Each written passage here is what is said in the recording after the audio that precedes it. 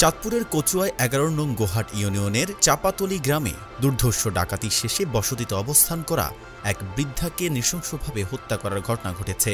২৫ June রাত ১১টার দিকে এই ঘটনা ঘটে। হত্যাকাণ্ডের শিকার বৃদ্ধার নাম মমতাজ বেগম।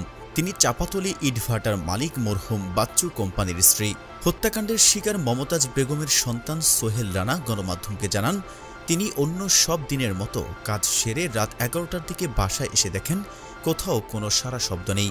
সন্দেহ মনেই পুরো বাসায় তার মাকে খুঁজতে থাকেন। তারপর তিনি পাশের রুমের আলমারি ভাঙা দেখতে পান, যেখানে তার প্রয়োজনীয় জমি জমার কাগজপত্র ও নগদ প্রায় ৪.৫ লক্ষ টাকা ছিল বলে তিনি দাবি করেন। দিশেহারা হয়ে মায়ের বেডরুমের দিকে দৌড়ে গেলে তিনি সেখানে রক্তাক্ত বিছানা বালিশ দেখতে পান। মাকে না পেয়ে তিনি চিৎকার করলে আশেপাশে থাকা প্রতিবেশীরা ছুটে আসেন। এরপর হন্য হয়ে সবাই নিখোঁজ মমতাজ বেগমকে খোঁজাখুঁজি করলে রাত ১২টার দিকে ঘরের পাশে পাতার স্তূপ থেকে তার রক্তাক্ত দেহ আবিষ্কার করেন। অতঃপর পার্শ্ববর্তী ক্লিনিকে নিয়ে গেলে কর্তব্যরত ডাক্তাররা তাকে মৃত ঘোষণা করেন। সোহেল আরও বলেন, এই ঘটনা পরিকল্পিত হত্যাকাণ্ড। আমাকে না পেয়ে খুনিরা আমার মাকে খুন করে লাশ গুম করার চেষ্টা করে।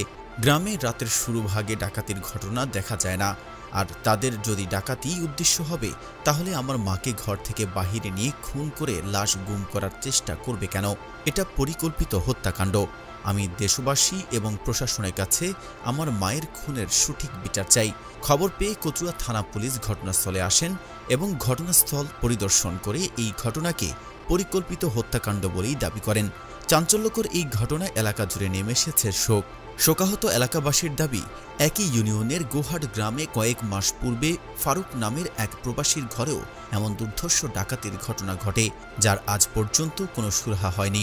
পরপর এমন নৃশংস ঘটনায় তারা প্রচণ্ড নিরাপত্তাহীনতায় ভুগছেন। সাধারণ নাগরিক হিসেবে তারা এই অনাচার থেকে পরিত্রাণ চান। Desk report, face the people.